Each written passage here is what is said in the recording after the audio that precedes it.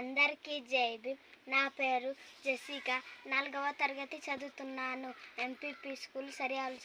రాజ్యాంగాన్ని చదువు, నీ హక్కులు తెలుసుకో, రాజ్యాంగాన్ని చేతపట్టు, రాజకీయం నేర్చుకో, రాజ్యాంగాన్ని కాపాడు, అది నిన్ను కాపాడుతుంది. అందరికీ జై భీమ్. నా పేరు అనుప్రియ. 3వ తరగతి చదువుతున్నాను. MPP school సరియాల్చ.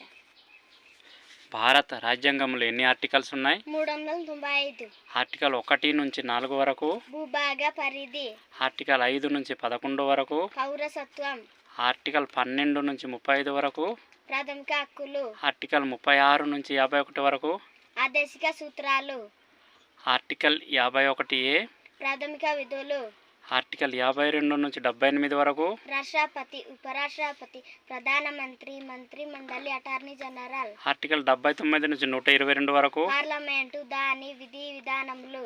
ఆర్టికల్ 123, రాష్ట్రపతి అధికారములు.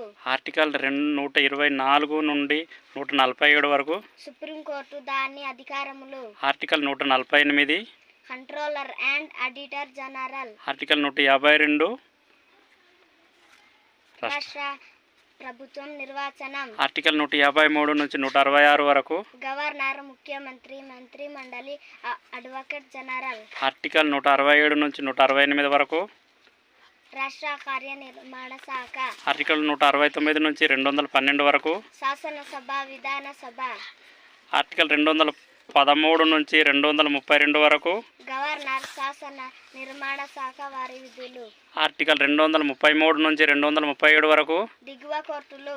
ఆర్టికల్ 238, తొలగించటమైనది. ఆర్టికల్ 239 నుండి 242 వరకు, కేంద్ర పాలిత ప్రాంతములు.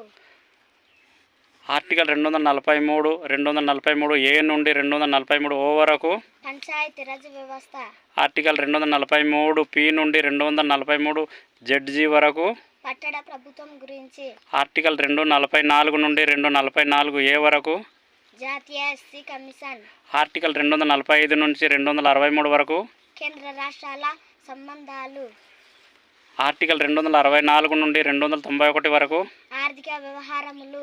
ఆర్టికల్ 292 నుండి 93 వరకు, కేంద్ర రాష్ట్రాల అప్పుల గురించి. ఆర్టికల్ 294 నుండి 300 వరకు, ఆస్తి హక్కు అవసరాలు, వివాదాలు. ఆర్టికల్ 301 నుండి 307 వరకు, ఆర్థిక వ్యవహారము. ఆర్టికల్ 308 నుంచి 314 వరకు, వ్యాపారము, వాణిజ్యం. ఆర్టికల్ 308 నుండి 314 వరకు, అఖిల భారత సర్వీసు. ఆర్టికల్ 315 నుండి 323 వరకు, యూపీఎస్సీ. ఆర్టికల్ 324